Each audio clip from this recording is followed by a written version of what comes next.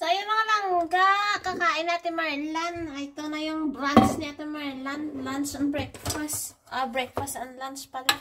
Ito ang luto ni Ate Marlan sa live cooking mga langga. Oh, ang masarap na chicken curry. Diyos ko, hindi ayaw lumabas eh. Ay, Diyos ko, ang sarap-sarap guys. Oh, tingnan nyo naman. Oh, gano'n niyang kasarap. Naglaway na ako guys. Naglaway. Ayan, 2 piraso muna kasi ibidip-dip natin to sa tinapay guys. Ayan. May live cooking. Ito siya mga langga sa ginawa natin sa Facebook. O siya na mga langga. Thank you so much for watching. Sana ay may makakainin kayo dyan. Maraming salamat po. The best ito talaga guys. Sa ano pa lang, sa amoy pa lang. Ay naku po. Naku.